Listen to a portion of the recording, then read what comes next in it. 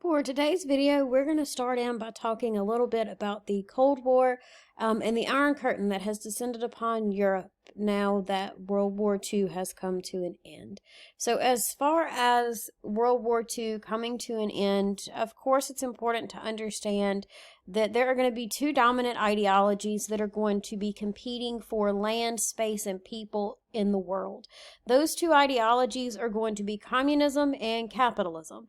And with that, it's important to understand that coming from a more Western perspective in the United States, it's easy to very quickly confirm in our minds sometimes that capitalism was the best choice. And of course, the fight to stop the spread of communism was necessary.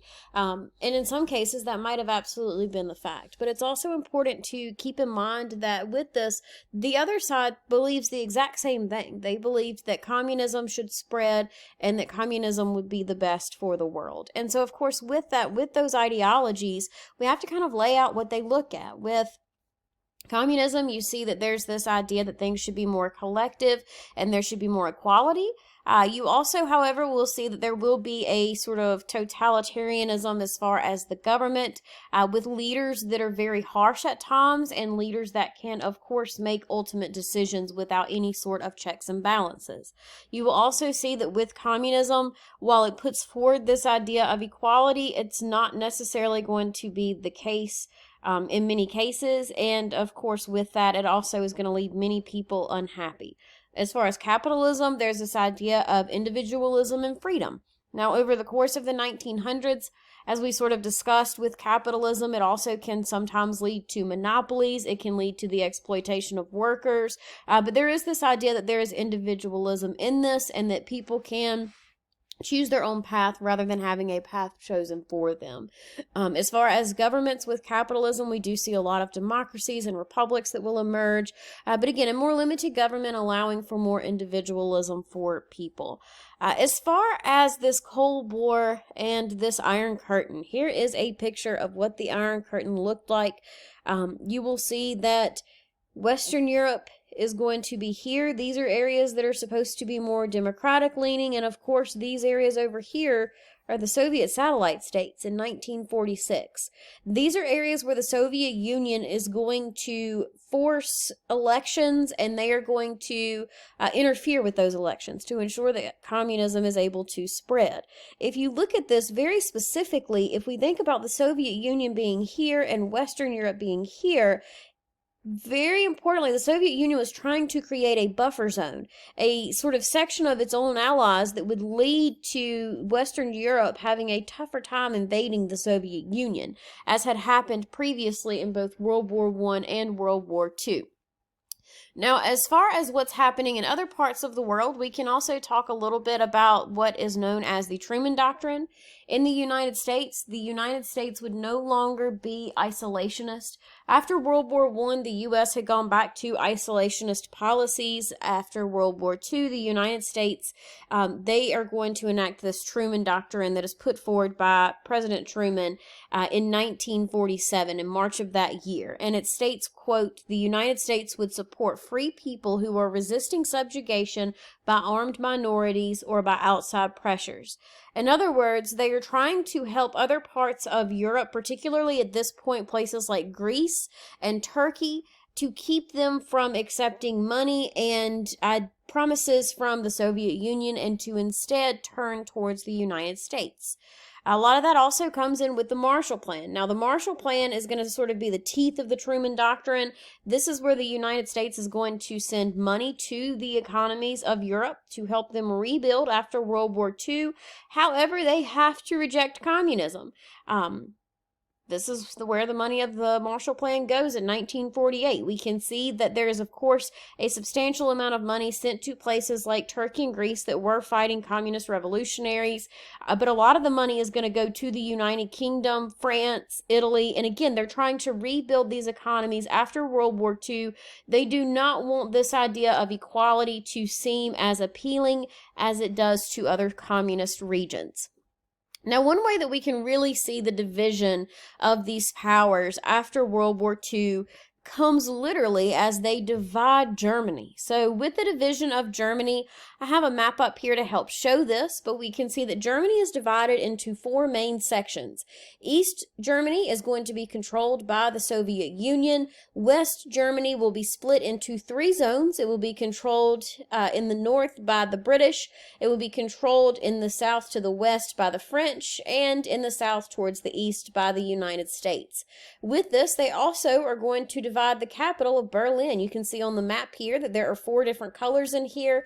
Berlin, although completely contained in East Germany, was also divided into 4 sections, as it was a very lucrative part of Germany and with it being the capital. Now, as far as what happens in Germany with this division, hopefully as you see this division, it might look a little bit confusing, a little concerning. How are they supposed to, help the German people and take control of this government if it's divided into 4 parts? Well, that question really starts to come to light pretty early on.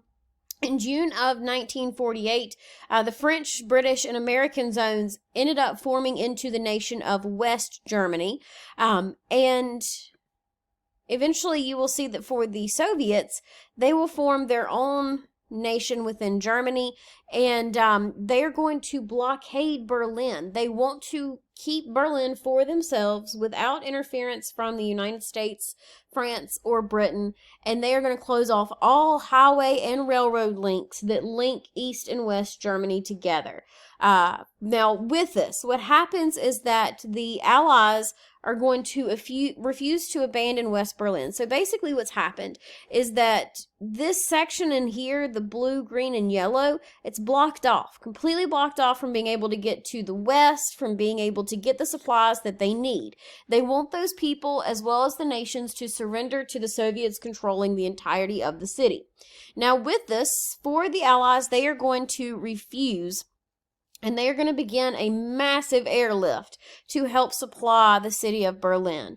With this airlift, it is very important. It's something that is going to last for 15 months, and it is going to involve around 200,000 flights that are bringing tons and tons of food daily. And so with this, the reason why this is so important is because this is a moment where the Soviet Union had calculated that the other European powers would give up their control of Berlin.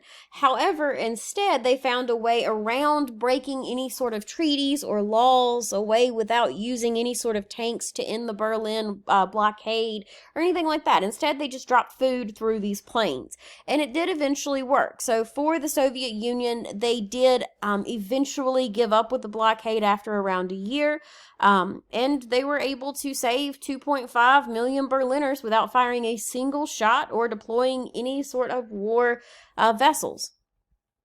As far as these opposing sides, it's of course also important to note the formation of things like NATO. This is the North Atlantic Treaty Organization, and with NATO you can see these areas that are laid out in green are going to be part of that organization.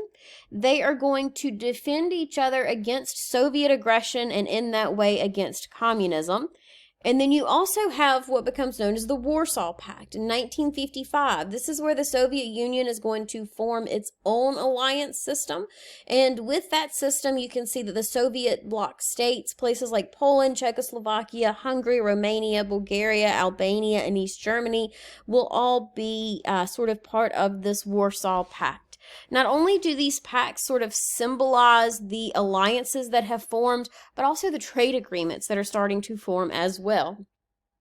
The map that I have up here is going to show you some of the various parts of the world eventually that are going to be part of both of these pacts, with NATO being dark blue, the light blue being NATO allies, the dark red being the Warsaw Pact, and the light red being other allies of the Soviet Union.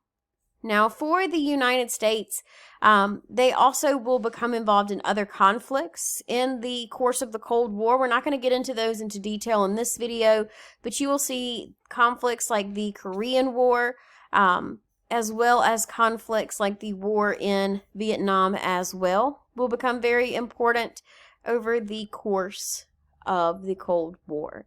But that's all for this video. I will see you in the next one.